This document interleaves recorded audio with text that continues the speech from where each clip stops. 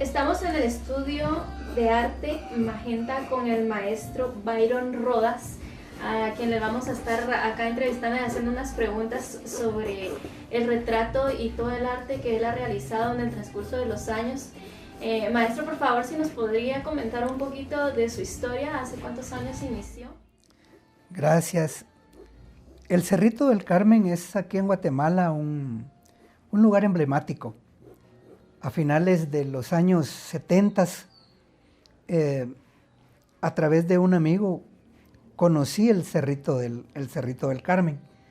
Llegué a visitar y me gustó mucho porque veía ahí personas pintando al aire libre, personas con mucha delicadeza y con mucha devoción por el arte. Ahí conocí al maestro Max Arabia Gual y otros maestros como Raulini, Jaime Ramírez. Al principio de los 80 ya era considerado parte de los alumnos regulares del Cerrito del Carmen. Le tomé mucho cariño al maestro Max Arabia Gual porque era una persona muy comprensiva, muy amigable. Habían bastantes alumnos en ese entonces y ahí fue donde inicié mis primeros pasos dentro del arte, del arte formal, por decirlo de alguna manera así, porque al principio pues uno de joven en la escuela primaria, en los básicos, pues hace sus dibujitos ahí de las caricaturas que a uno le gustan o de copiar algunos elementos de moda de los momentos, y era un pasatiempo muy bonito, pero ya aquí en el Cerrito del Carmen sí empecé a ver esto ya de manera más formal. En el Cerrito del Carmen, allá a principios de los 80, de esa cuenta que ya podemos ir haciendo cuentas que ya andan por 40 años de esta feliz aventura en el Cerrito del Carmen, y que diera inicio mi carrera como dibujante y como pintor. Y nos comentaba anteriormente las diferencias entre técnica y estilo.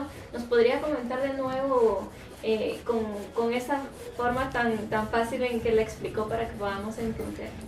Gracias. Sí, a veces confundimos la técnica con el estilo. Y la técnica es los materiales que usamos para trabajar. En este caso, estoy trabajando con crayón. Entonces la técnica le deberíamos de denominar crayón a la técnica, ¿verdad? Y el estilo es la forma en la que usamos los materiales para trabajar. En este caso, vamos a intentar de hacer un retrato del Ixama lo más realista posible. Entonces el estilo debería de ser el estilo realista, ¿verdad? Porque hay distintos tipos de estilos. Cuando vemos los diferentes artistas que conocemos a través de las enciclopedias, de la historia del arte, como por ejemplo ha cobrado mucha fama últimamente y a través de las películas Vincent Van Gogh, y él pues era un impresionista. Entonces él trabajaba con la técnica del óleo y con el estilo impresionista, un estilo propio, muy marcado, que sus piezas son fácilmente identificables. Entonces ahí estriba la diferencia entre estilo y técnica. Técnica es los materiales que se utilizan y estilo la forma en la que usamos esos materiales. Y de forma personal, ¿con qué técnica y estilo se identifica más? Qué bonita tu pregunta, muchas gracias, Karina, porque me gustan todas las técnicas, pero cuando me dicen la especial, la de mis amores, y hoy créanme que fue una cosa así de que tenía que decidirme, porque el lápiz, ¿verdad? El lápiz sigue siendo de mis técnicas preferidas. El lápiz lo considero una herramienta tan humilde, la herramienta más humilde y sencilla del arte, pero con la que se pueden lograr cosas maravillosas, muy bonitas. El lápiz sigue siendo mi favorita. Por supuesto que hay otras técnicas no menos poderosas, pero en lo personal el lápiz me gusta mucho. Y ahora en este momento que estamos realizando un retrato, poder darle la definición de retrato para no poder estar ahí confundiendo un poquito en lo que vamos a trabajar. Si nos están escuchando, nos están viendo personas que se identifican con el arte, para que puedan ellos tener la claridad. Gracias. El retrato nosotros lo conocemos tradicionalmente como la parte del rostro, ¿verdad? Pero hoy en día ya nos hemos dado cuenta de que los conceptos se van ampliando. Ya no podemos tener conceptos tan cerrados, ¿verdad? Ese sería el concepto básico. El concepto básico, para no incurrir en descubrimientos del agua azucarada, ¿verdad? El retrato es una copia del rostro de una persona, ¿verdad? Pero hoy nosotros podemos sentirnos retratados en alguna situación. Entonces esto ya nos cambia un concepto más analógico, un concepto más amplio. Y es ahí donde nosotros tenemos que situar nuestra atención, porque ya no podemos quedarnos con conceptos muy cerrados y muy simples, sino que ir ampliando los conceptos con relación a qué es el retrato, porque en el arte también podríamos aplicar un poco de ciencias que ayudan a la comprensión de esto. Por ejemplo, la semiótica, ¿verdad? Si nosotros abordásemos el retrato desde el punto de vista de la semiótica, la cual es una ciencia que nos ayuda a comprender y a estudiar de mejor manera los símbolos, sus significados, vamos a ver que el retrato tiene una mayor envergadura con respecto a qué podemos decir de un retrato, si es solo la cara, si es hasta el torso, si es cuerpo completo, porque podemos ver a un artista que haga el retrato de un personaje famoso, y cuando vamos a ver el retrato de un personaje famoso, lo hizo de cuerpo entero. Entonces, ¿en dónde estriba qué es un retrato cabalmente, verdad? Y ahí van a ver, cada persona podrá esgrimir algún concepto personal o de diccionario, si lo queremos ver de alguna manera con respecto al concepto de retrato, pero nosotros me parece que ya podemos ampliar un poco más nuestros conceptos en estos tiempos en donde la época contemporánea, según mi criterio, ha llegado a su fin e inicia una época tecnológica, y que esta época tecnológica pues abre un montón de situaciones y amplía también conceptos. Entonces valdrá la pena estimar que el retrato es más que simplemente copiar un rostro. En este caso tenemos aquí a Lishama posando y estamos haciendo su rostro. Entonces decimos que básicamente este es un retrato, pero el concepto del retrato puede ser esto y más, dependiendo muchas veces también del artista, del creador, porque cada artista le va a poner de su quehacer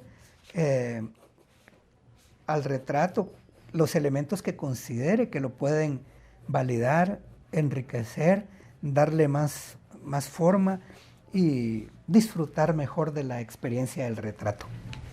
¿Cuáles serían las dificultades de hacer un retrato? La dificultad es que se parezca, ¿verdad? Tiene que parecerse la persona. Si no se parece la persona, entonces no estamos logrando un retrato. En una oportunidad vi un video del artista Guayasamín haciendo el retrato de Paco de Lucía en el Facebook. y una persona hacía un comentario que me pareció interesante porque decía, ese no es un retrato porque este maestro pintó a Paco de Lucía de acuerdo a su estilo. Entonces, al salirse del realismo, algunos críticos decían, ¿es retrato o no es retrato? Pero cuando miramos la pintura terminada, veíamos específicamente a Paco de Lucía en ese retrato. Entonces, a mí me pareció muy bien realizado, con una concepción del maestro Guayasamín muy bien lograda, y considero que el reto es lograr captar el parecido. El parecido puede ser, no quiero ser tampoco idealista en el sentido de mencionar la palabra espiritual, pero sí captar, por ejemplo, lo que en algunas oportunidades algunas personas le llaman el ángel, ¿verdad? El ángel de la persona, su carisma, sus rasgos más característicos e identificables. Entonces, lograr eso es un reto verdaderamente. Ese sería el reto y el riesgo que se corre con el retrato. Por eso es que muy pocos nos animamos a vivir, a sufrir. No es sufrir, es gozar esta experiencia del retrato, porque el resultado va a ser subjetivo siempre, ¿verdad? A algunas personas les podrá parecer maravilloso, a otras personas les podrá parecer que le hizo falta, a otras personas le va a parecer que no se parece en nada, otras personas podrán decir se captó toda la imagen. Esto es subjetivo, y esa subjetividad va a ir también dependiendo de la educación visual que tenga el observador, ¿verdad? ¿Cuánto tiempo se estima para poder realizar un retrato? En vivo el artista puede trabajar muy dedicadamente, pero tenemos que asumir que estamos trabajando con un modelo, con una persona. Entonces tenemos que considerar también la resistencia de la persona, su capacidad de soportar la posición, de estar en una escena tipo estatua, ¿verdad? Entonces, por lo regular, 45 minutos, una hora deberá ser un tiempo prudente. Obviamente se puede hacer una sesión con descansos y retomar pose para agrandar el tiempo de la sesión, pero con una hora me parecería que podría ser un tiempo prudencial. Y en la actualidad, ¿cómo ve usted el arte en Guatemala? Puesto que ya tenemos tanta tecnología, de repente las personas pueden decir, prefiero una foto que esté en Photoshop a alguien que me dé una pintura, por el tiempo que se tarda también en realizar. Definitivamente ese es algo que está en boga y tela de juicio, porque obviamente no consideraría justo competir con una fotografía. Y no lo consideraría justo porque dentro de los estilos que mencionábamos, podemos hablar del hiperrealismo. Y el hiperrealismo, he visto artistas que le ganan a una foto,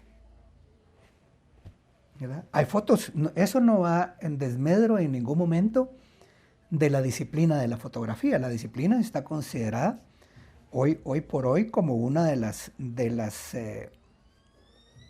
artes visuales formales, la fotografía, ¿verdad? Cosa que no existía en el siglo XVII, por ejemplo, no existía. Hoy en día la tecnología ha venido a avanzar enormemente todo lo que es el arte visual. Los procesos digitales nos han venido a dar unas nuevas propuestas, y considero que el artista, lejos de rehuirlas, debiera de aplicarlas, devolverlas dentro de lo de su proceso artístico, volverlas propias, lejos de alejarse, ayudarse, auxiliarse de ellas. Entonces, siempre va a haber pues la posibilidad de que una persona prefiera una fotografía a una obra con términos realistas de detalle y de parecido. Lo mismo podría suceder con un paisaje, con una escena del mar, con cualquier otra escena del mundo natural, mineral o vegetal que conocemos. Hoy en día, obviamente, la fotografía está con una rapidez inmediata, con soluciones de edición, con programas específicos para tal efecto, pero no debemos soslayar que también los artistas visuales, los artistas pintores, dibujantes, pueden proponer de alguna manera una experiencia visual personal que pueda, así como lograr realismo, pueda agregarle maneras de apreciar la misma naturaleza, pero desde un punto distinto, desde un lenguaje distinto del artista, y por eso mencionábamos la semiótica, porque ahí podemos ayudarnos a ir comprendiendo que el artista puede de alguna manera proponer una nueva visión de la misma naturaleza real, una propuesta diferente, fresca, que sea interpretación de lo real. ¿Cuál sería el consejo que usted le daría a los nuevos artistas o todo aquel que se quiere formar como artista? No hay nada nuevo que argumentar en ese sentido. Ya hemos visto los aforismas que aparecen en el Facebook a cada momento y que se le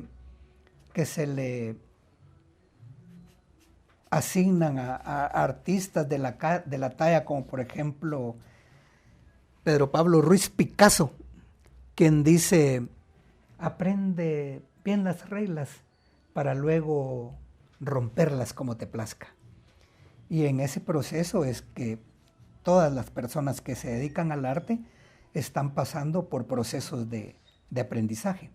Estos procesos de aprendizaje pueden ser en una escuela de arte, en un estudio particular, por lo personal en una visita a un tutorial de YouTube. Estas personas que se llaman autodidactas también hacen sus propias experiencias, experimentaciones, y de alguna manera el arte debe de tener reglas para que realmente sea arte. Entonces, me parece que sigue vigente la propuesta de que aprende la técnica para después poder hacer lo que quieras. Por ejemplo, si dominamos el realismo como técnica académica, vamos a poder incurrir en otras técnicas que nos permitan una manifestación y una propuesta personal más intensa, más valedera con respecto a los caminos del arte, porque todo el proceso académico es nada más y nada menos que un proceso de la búsqueda que tiene el artista para encontrar su propio lenguaje, su propia comprensión.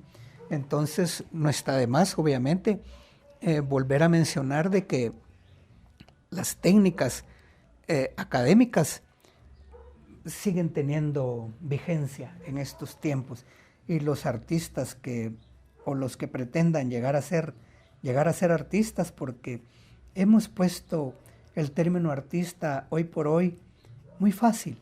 Se ha vuelto muy fácil decir que una persona es un artista, ¿verdad? Hace un cuadrito y ya es un artista.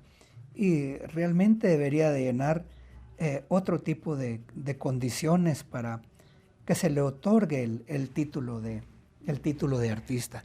Entonces, las normas académicas van a seguir teniendo siempre vigencia, ¿verdad? Un mensaje para todo aquel que cree que en el extranjero es donde puede él explotar su arte y en Guatemala no. Realmente vivimos aquí en Guatemala como que fuese el país de las quejas. Todos nos quejamos. Nos quejamos del gobierno, nos quejamos de la policía, nos quejamos de la situación económica, nos quejamos del sistema de salud, nos quejamos del transporte, nos quejamos de todo. Pero nosotros aquí en Guatemala estamos muy bien relativamente aquí en la ciudad en comparación con otros lugares.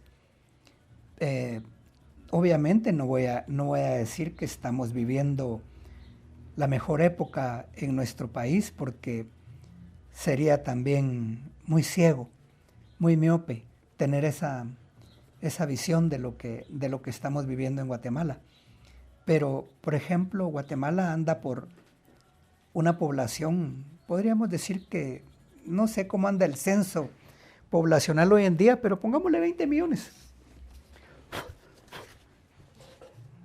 No es lo mismo competir con los 20 millones de habitantes que hay en Guatemala con los 100 millones, mil millones de habitantes que hay en China, por ejemplo. Entonces, difícil podría decir, en China está más difícil la situación, entonces, porque tendría que competir, ser más competitivo, ser definitivamente muchísimo más valioso y más competitivo, muchísimo mejor que muchas personas en la China que en Guatemala.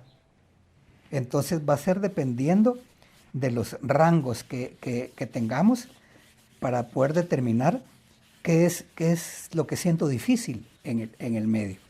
Y aquí en Guatemala se nos ha puesto muy fácil el día de hoy ser artista, ¿verdad? Hacer un cuadrito y ya soy artista. Y eso me parece que no debiera de ser tan así de fácil, porque en primer lugar el arte no es una carrera de velocidad, sino que el arte es una carrera de resistencia. ¿Quién soporta hacerse un currículum? Porque ahí es donde está lo que es el artista, en un currículum que pueda contener, ¿verdad? Entonces, aquí en Guatemala, dentro de lo que entiendo, es uno de los países en donde más fácil es ser artista, en vez de ser más difícil. Porque si nos ponemos a verlo desde el punto de vista como modus vivendi, como medio de vida, pues lo mismo podría decir un mecánico, lo mismo podría decir un carnicero, lo mismo podría decir un carpintero, ¿verdad? Porque tiene que realmente ser un carpintero muy bueno para que lo busque su clientela. Tiene que ser un mecánico certero, eficaz y honrado para que lo busque su clientela. Porque siempre me ha pasado eso, que no conoces a algún buen mecánico porque esto se ha vuelto un problema hoy por hoy, ¿verdad? Conseguir una persona que realmente dé un diagnóstico y que pueda hacer un trabajo donde el cliente quede satisfecho. Entonces, de la misma manera, el artista que considera que en Guatemala la situación es muy difícil ser artista, es porque tal vez no ha ido a los Estados Unidos o en otros países donde realmente las situaciones son más complejas y más complicadas que aquí en Guatemala. Entonces, considero que no es de quejarnos de que la situación está difícil, sino qué podemos hacer para que esto realmente tome un concepto de que el arte aquí en Guatemala sí es fácil. Lo que se tiene que hacer es trabajar y proponer. Y siguiendo con este tema, ¿cómo ve el apoyo y la valoración que se le da al arte acá en Guatemala?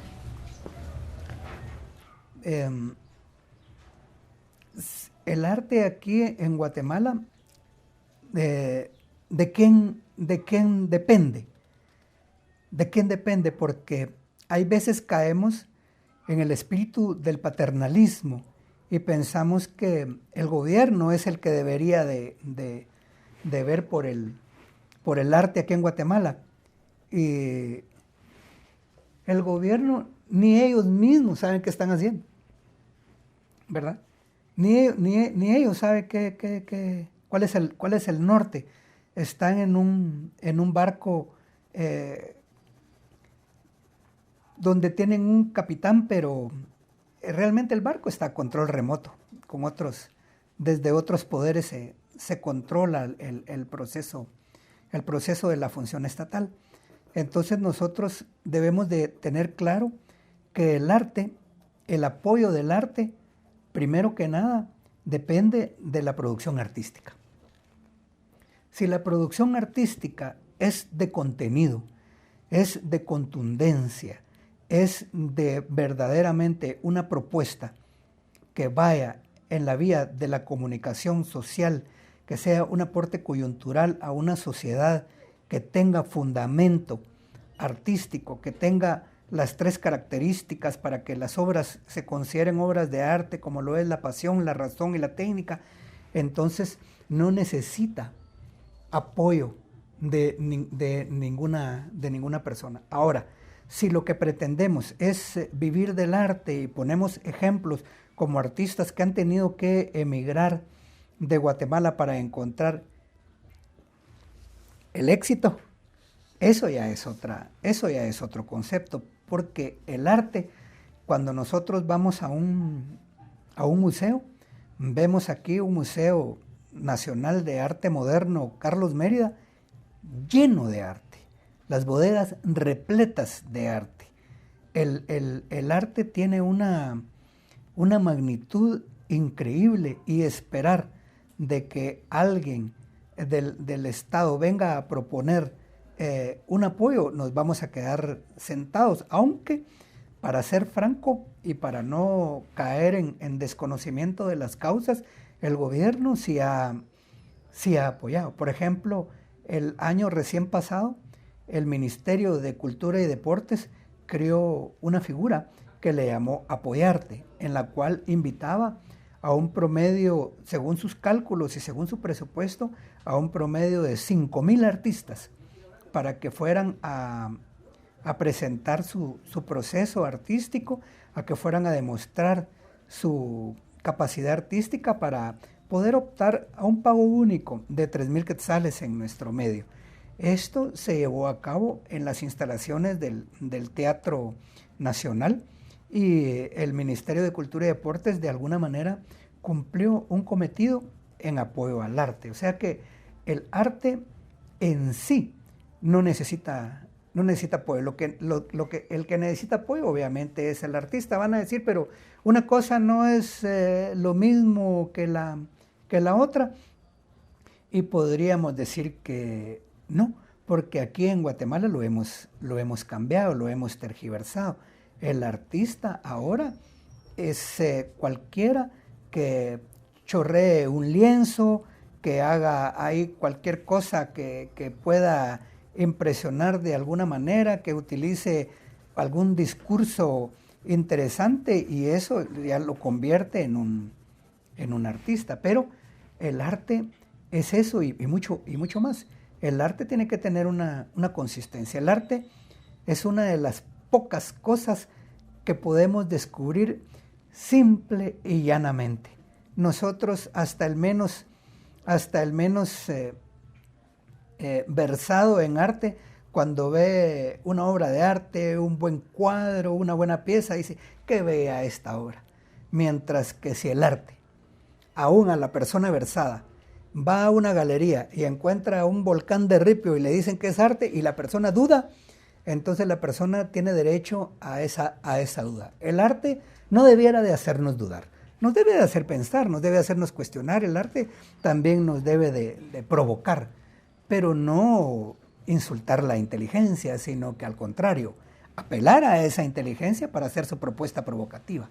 Entonces el arte, vuelvo a a la pregunta con respecto a si el arte necesita apoyo o si está bien apoyado el arte o si el arte en dónde está en estos momentos, y me parece que el arte va a depender de los procesos artísticos y el involucramiento que el artista le quiera imponer en su vida.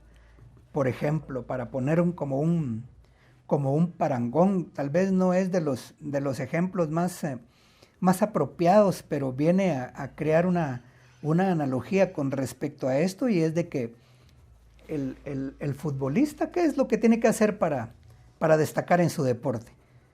Entrenar.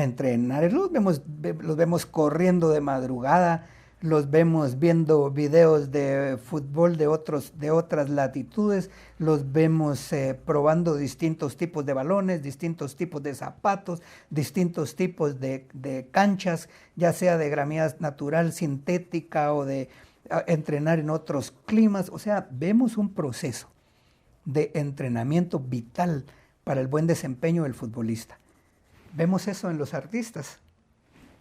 Vemos ese mismo interés, ese mismo desempeño en los artistas, o vemos algún descuido en ello, esperando únicamente tener una pose que diga este es un artista porque tiene una pose de artista, pero lo que debe realmente de prevalecer es la intensidad de su trabajo, su propuesta creativa, su propuesta debe de tener esa contundencia. De lo contrario, seguimos diciendo, es que el arte no tiene apoyo, pero el apoyo no debemos de esperarlo, el apoyo debemos crearlo, y empieza el apoyo, empieza desde el involucramiento que el artista tiene de su propia obra. Lo demás va a ser simplemente un discurso que nos va a llevar a buscar culpables de nuestros propios miedos, de nuestra propia incompetencia. Por eso el artista dice, yo no le temo a la competencia, yo le temo a mi incompetencia. Siguiendo acá el proceso de lo que estamos viendo en el retrato, ¿nos podría dar una explicación de este mismo proceso, cómo fue iniciando hasta el punto en el que va ahorita? Sí, el retrato va a tener siempre, al igual que otros procesos de creación artística, como bien puede ser un paisaje o una figura humana completa o cualquier otra propuesta que pretendamos plasmar, siempre vamos a iniciar con una estructura. Siempre vamos a tratar de ver una estructura, su proporción. En algunas oportunidades, cuando damos alguna clase de dibujo básico, enseñamos a las personas a medir el objeto. En este caso, bien podemos medir la punta del lápiz y la punta del dedo pulgar juegan la función de hacer un proceso de medida. Podemos medir la separación entre un ojo y otro, la separación que hay entre la frente, la nariz y del tabique nasal a la quijada. Estas son divisiones que ya tenemos como recursos en los procesos de la construcción de un rostro, que es en este caso. Estos tips de la construcción de un rostro los tenemos primero que nada que bocetar. Entonces hacemos una construcción en base a un boceto, ¿verdad? Hay el boceto y el bosquejo, pues tienen el mismo significado. Se tratan de lo mismo. Una vez que nosotros estamos planteando este boceto, este bosquejo, estamos tratando de encontrar la proporción de las medidas que nuestra modelo tiene. En este caso, tratamos de medir la distancia que hay de su nariz hacia la frente, el ancho de su boca, la construcción de sus labios. Empezamos a hacer un análisis de observación. El artista en sí debe de ser muy, muy observador, un observador muy, muy exigente, porque en esos detalles estriba que encuentre el parecido de la persona a la que está representando, que está copiando, ¿verdad? porque esto es también otra manera de describirlo, ¿verdad? Es una copia, lo que estamos haciendo, de un rostro. Y esta construcción luego la vamos depurando. La vamos depurando, creando algunos detalles. En este caso, no usé el achurado completo del crayón, sino que utilicé un recurso de hacer un polvo con la mina del mismo crayón para crear una especie de claroscuro con el algodón. Esto lo hice con un solo propósito, y el propósito fue el recurso de la ayuda para hacerlo en menor tiempo. Hay veces que el achurado nos puede ayudar a hacer algunas formas más simples, pero en este caso utilicé el recurso del degradado con algodón, del esfumado, para poder acelerar un poco el proceso, para que nuestra modelo pues no se vaya a desesperar ni se vaya a aburrir, sino que todo lo contrario, esté contenta de que está colaborando con estos procesos artísticos. ¿Qué haría el artista sin modelo, verdad? Estar copiando nada más otras cosas o de fotos, pero siempre estamos agradecidos los artistas con el desempeño de las y los modelos que nos ayudan en estos procesos. Muchas veces vemos las obras y desconocemos quién fue la persona que posó, y en algunas oportunidades hemos tratado de hacer ese crédito con las personas que nos ayudan a posar, porque tampoco es de soslayar el desempeño que hace una persona cuando posa, ¿verdad? Y eso sería básicamente los conceptos. Primero, la estructura, cómo estructurar de acuerdo con las proporciones que vemos. En algunas ocasiones medimos, ¿verdad? Medimos el ancho del rostro por el alto para lograr una proporción que tenemos como cálculo mental. Las 3 divisiones entre frente, nariz y quijada, la separación entre los ojos. Ya vemos que las comisuras de los labios debieran de encajar con las pupilas. Las fosas nasales son características de la persona, y especialmente con esta vista supina que tengo un poco del fondo, donde las fosas nasales son un poco más notorias porque ella está recostada. Incluso voy a tener que hacer aquí la justificación de que está recostada, para poder que las personas entiendan que hubo ese proceso, ¿verdad? Entonces, después ya de tener la construcción del bosquejo, empiezo a afinar el bosquejo con algunas características ya propias de la persona, muy específicas. Lo achinadito de los ojos, el capote del párpado, la forma más específica de las cejas. Estos son procesos de puramente observación, porque también ver las características de cada persona es lo que nos va a ayudar a encontrar el parecido, ¿verdad? Que en este caso, ¿verdad?, esta persona se parezca, ¿verdad? La importancia que tiene la luz y las sombras en la técnica del lápiz.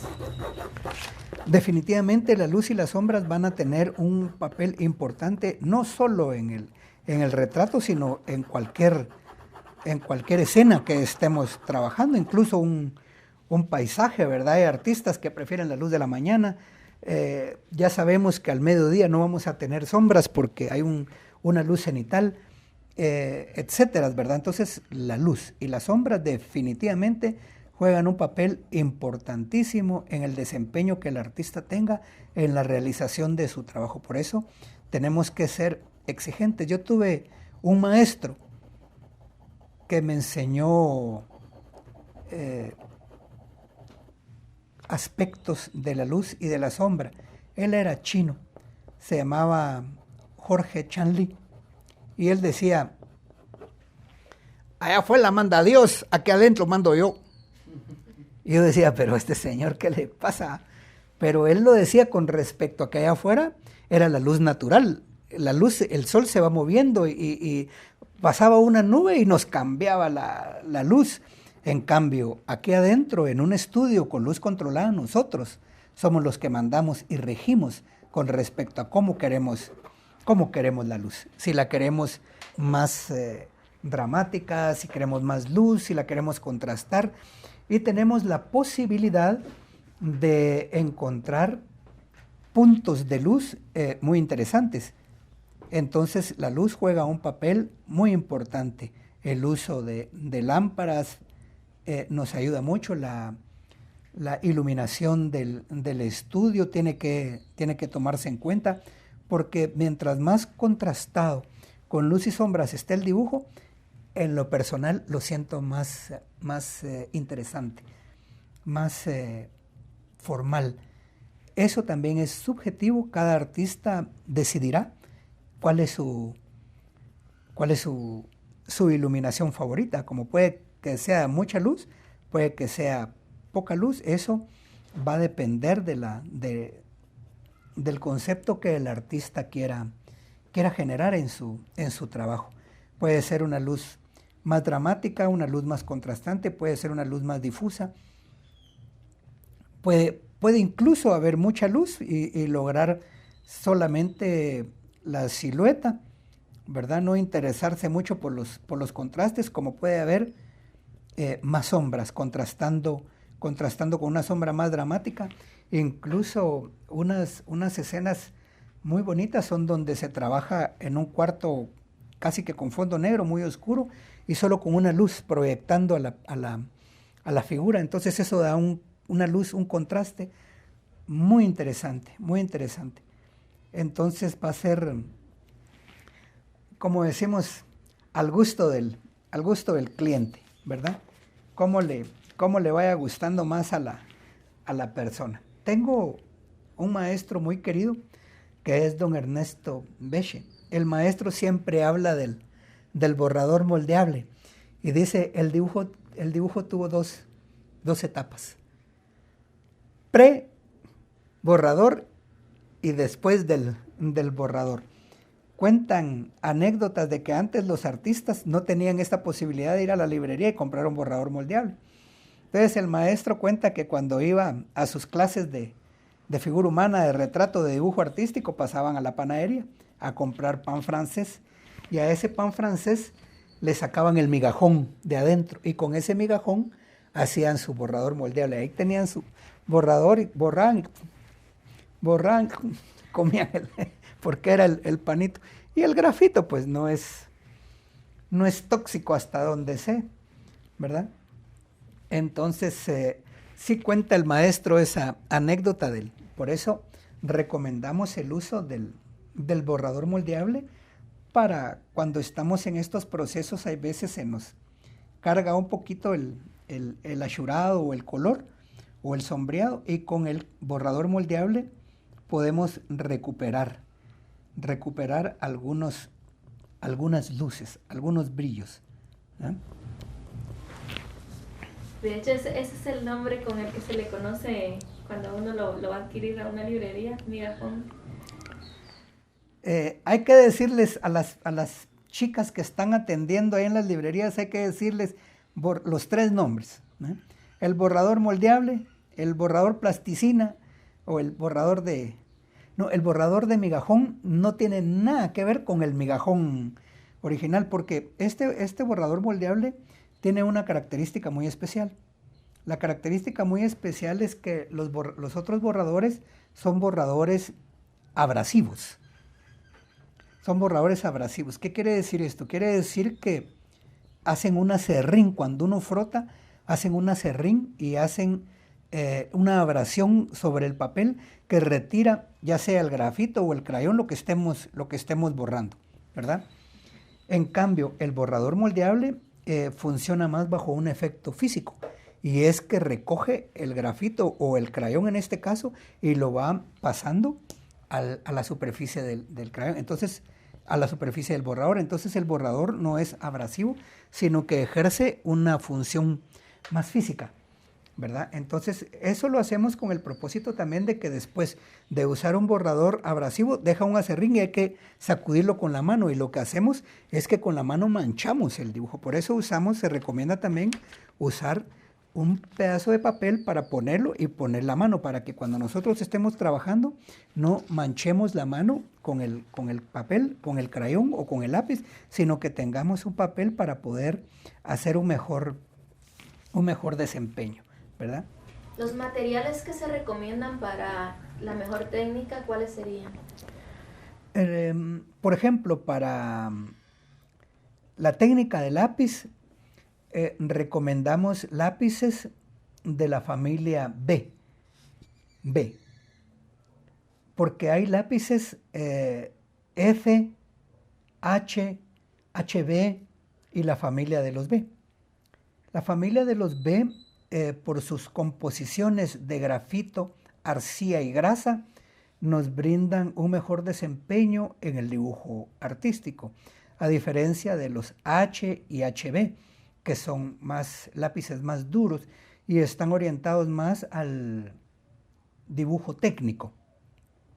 En relación a los materiales para el lápiz, vamos a encontrar que los papeles con textura, de preferencia blancos, nos brindan un mejor desempeño, ¿verdad? También en este caso estamos usando una cartulina de color crema, que originalmente esta cartulina es una imitación de material reciclado, pero no es de material reciclado, es una oferta de una empresa que vende materiales para las artes gráficas, y esta cartulina la usan para tarjetas de presentación, que es imitación reciclado, pero no es reciclado, es nuevo, el material es nuevo.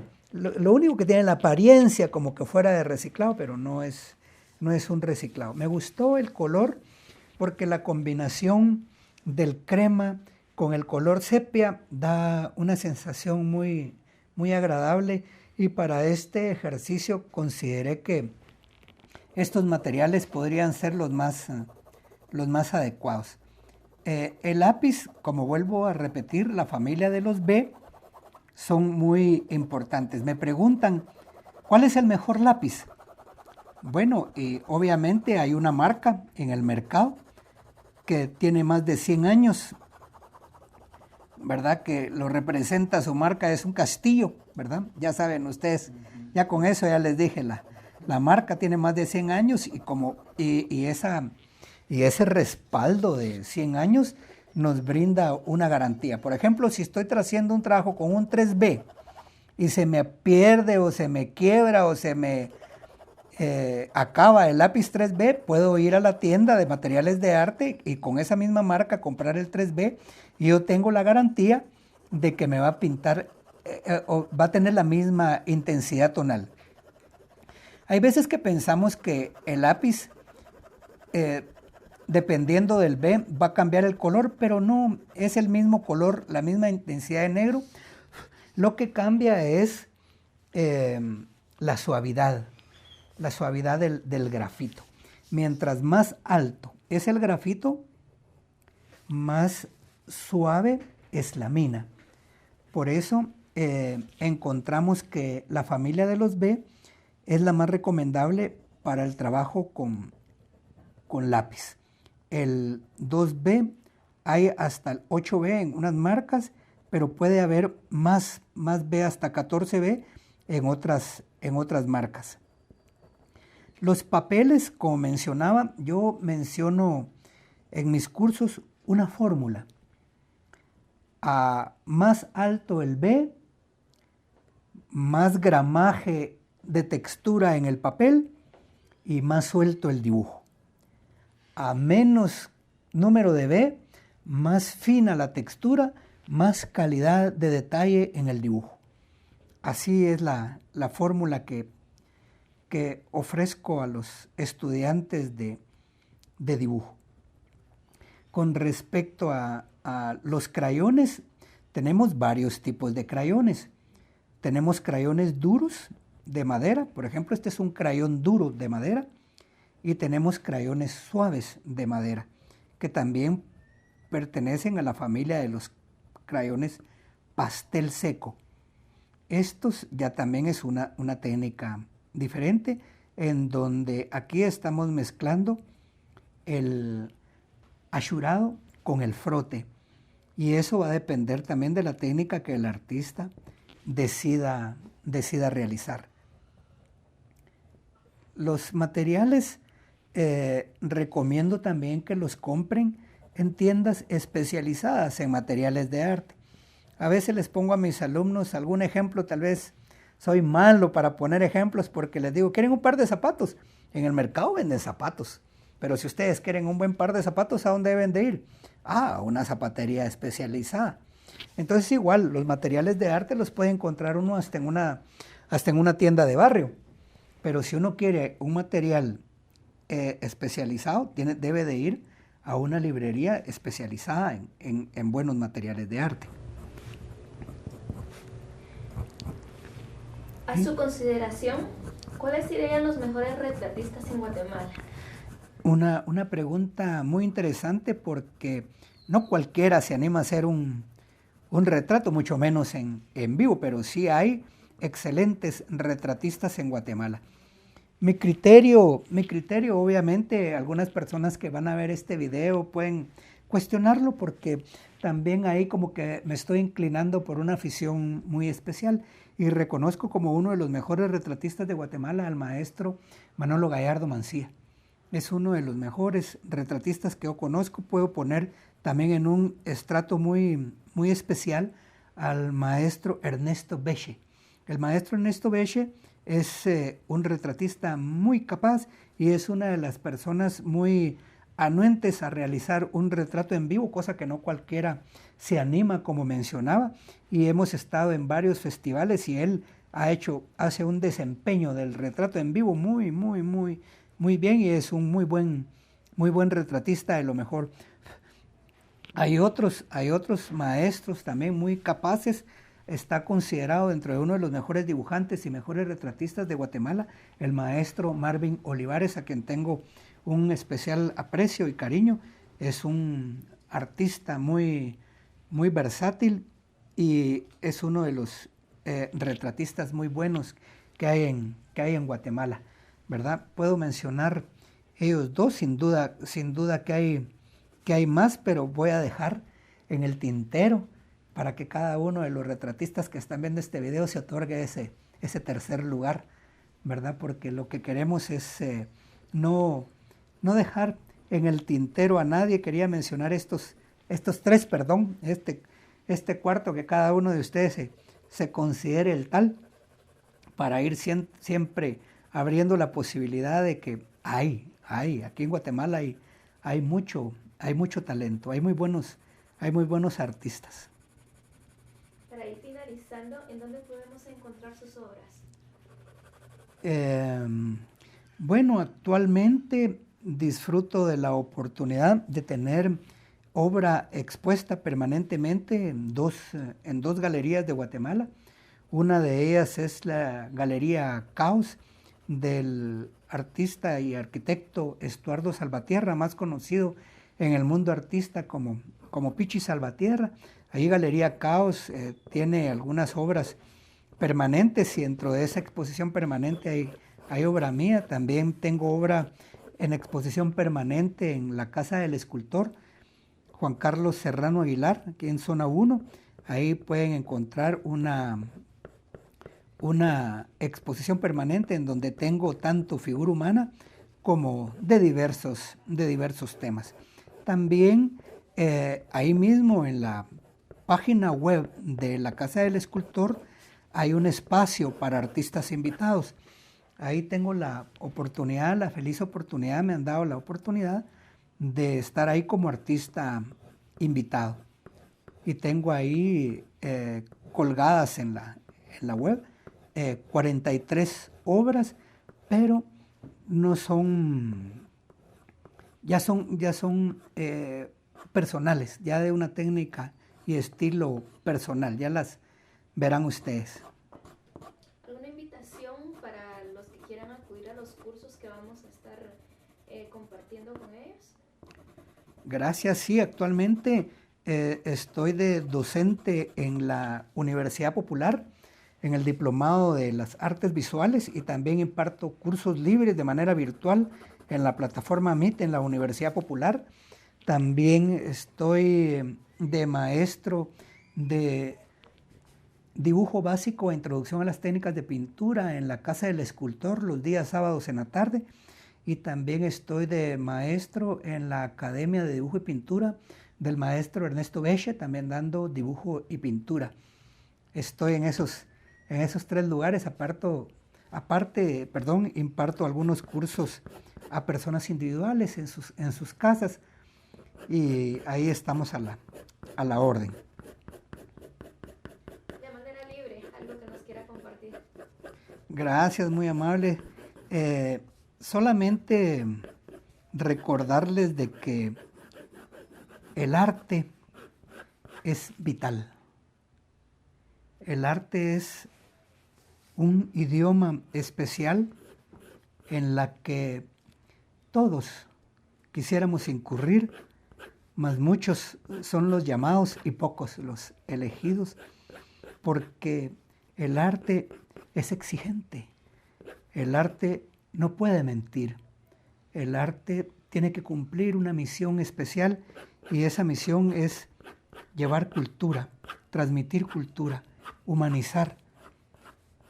Yo considero que el arte tiene la posibilidad de cambiar mentalidades, de proponer una Guatemala diferente, de que tenemos un bagaje cultural inmenso comparado con Egipto, comparado con Babilonia, comparado con esas culturas de otras latitudes del mundo. Guatemala tiene un bagaje inmensamente rico cultural, y me apropié de una frase que escuché en una oportunidad que decía: la cultura es el petróleo de los países pobres. El arte que nosotros tenemos es una riqueza invaluable. Ya quisieran de otras latitudes del mundo tener ese bagaje cultural que contiene Guatemala, y nosotros, los artistas locales, tenemos que hacer acopio de ese bagaje cultural y apropiarnos de él, ser incisivos en ese tema de tratar de tener una Guatemala mejor, digna, más próspera, y que los artistas dejemos de quejarnos y pasar penas, y que disfrutemos las bondades que el arte nos permite, porque es la única manera de poder salir adelante sin esperar que venga alguien a rescatarnos de las infames calumnias de que el artista en este país se muere del hambre. No, todo lo contrario. El artista en este país es una profesión muy digna, una profesión que se debe de ir acrecentando y enriqueciendo día con día, y la única manera de poderlo hacer es trabajando intensamente por esta posibilidad de vida.